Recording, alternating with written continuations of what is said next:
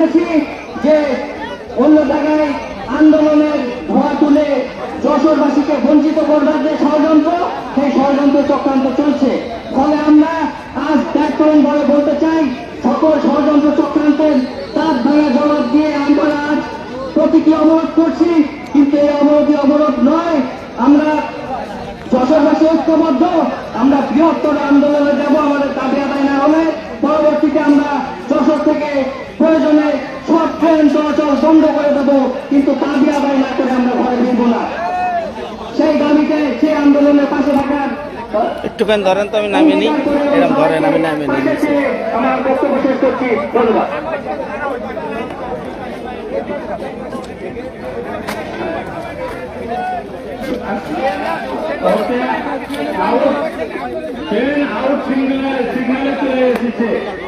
আমরা এই লাইনে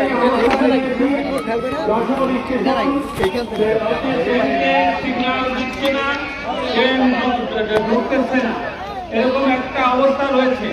আমরা এটাও অবরোধ, সাংবাদিক বন্ধুরা আপনারা বিষয়টা বিবেচনায় নিন। আমাদের অবরোধ আমরা সরব না, আমরা এখানে আসবো। ডিসি সাহেব সংবাদ পাঠিয়েছেন, তিনি আসতেছেন। তিনি যদি আমাদের দাবির সপক্ষে কথা বলেন তাহলে পরে আমরা অবরোধ তুলে নেব, তাহলে আমাদের অবরোধ চলতে থাকবে।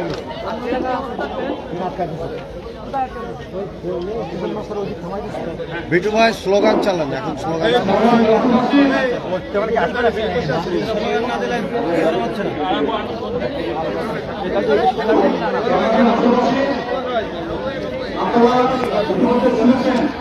আমাদের রেলপথ অবরোধ ইতিমধ্যে সফল হয়েছে, কারণ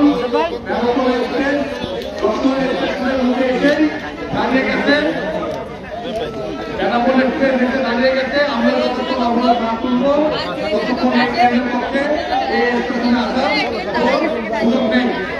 আমরা যতক্ষণ পর্যন্ত আমাদের এই দাবির সপক্ষে কোনো পরিষ্কার প্রতিশ্রুতি না পাচ্ছি ততক্ষণ পর্যন্ত এই অবরোধ আমরা চালিয়ে যাব। এই পর্বে আমি আহ্বান জানাচ্ছি বৃহত্তর যশোর রেল যোগাযোগ উন্নয়ন সংগ্রাম কমিটির সংগ্রামী সদস্য জনাব অধ্যক্ষ শাহিন ইকবালকে। অধ্যক্ষ শাহিন ইকবাল।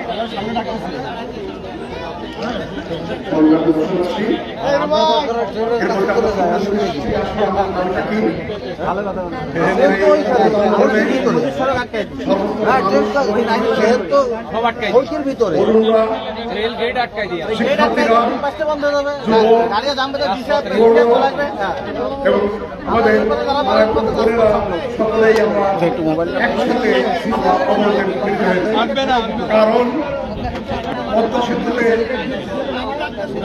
ট্রেন চলবে যশোর থেকে পদ্মা হয়ে সরাসরি গেলে পরে আমরা মাত্র 3 ঘন্টায় ঢাকা যেতে পারবো।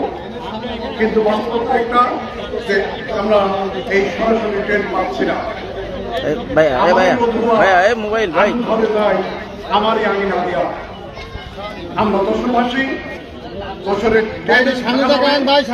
যশোরের কোনো মানুষ সেই ট্রেন বাস্তবে ব্যবহার করবে না, কেননা এই ট্রেন যেতে সময় লাগবে 8 ঘন্টা। তার অনেক আগেই আমরা বাসের মাধ্যমে ঢাকা যেতে পারবো। এজন্য আমরা চাই যে স্বল্প মূল্যে এবং সবচেয়ে ব্যবহার উপযোগী মাধ্যম রেল মাধ্যম, সেই মাধ্যমে আমরা ঢাকা যেতে চাই 3 ঘন্টার মধ্যেই।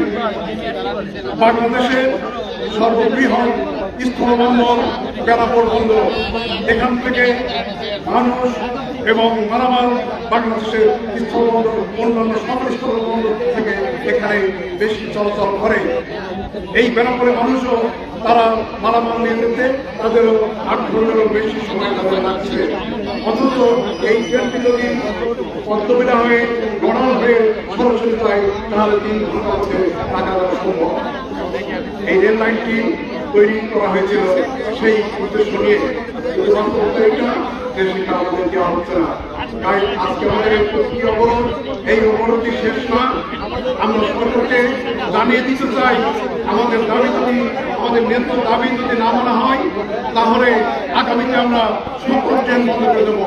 আর শুধুমাত্র প্রতিদিন হিসেবে আগামীতে আমরা সকল ট্রেন বন্ধ করে যশোরের প্রচুর মানুষ এই রেল লাইনে সমবেত হয়ে ইনশাআল্লাহ আপনাদের সাবধান দিয়ে দিতে চাই আজকের এই সমাজ সেবাগুলো সুরক্ষা করতে।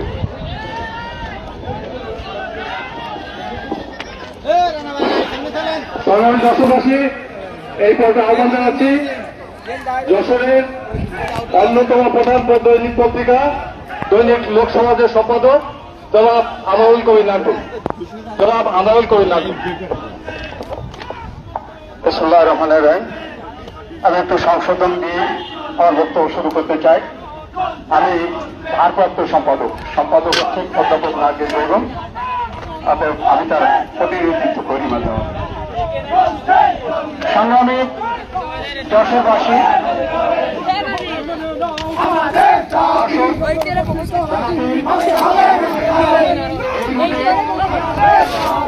আমরা যে ট্রেনের দাবিতে আন্দোলন শুরু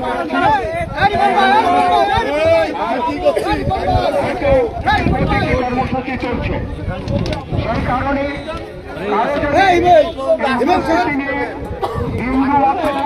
ইমেল সরে আয় ভাই, এ ভাই ইমেল সরে আয় ভাই, এ ভাই দিবানে আয় ভাই, দিবানে আয়।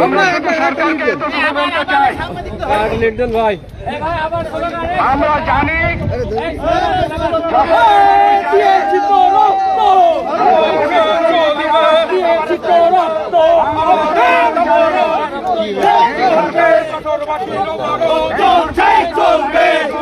মিস্টার ধরে দেন।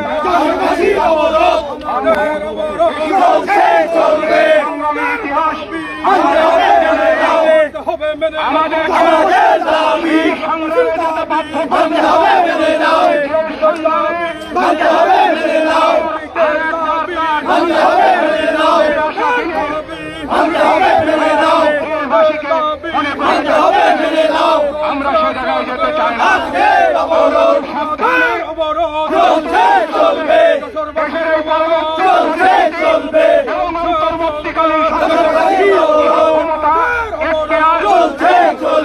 আন্তরিকতাকে মূল্যায়ন করতে চাই, জনগণের দাবির প্রতি তত্ত্বাবধায়ক এই অন্তর্বর্তী সরকারের যে কমিটমেন্ট, যে চেতনার প্রতি তাদের যে আস্থা, সেই জায়গাটি আমাদের যশোরের মানুষের চেতনার সাথে আপনারা অন্ততপক্ষে যুক্ত করে দেবেন। আমরা আশা করব আপনারা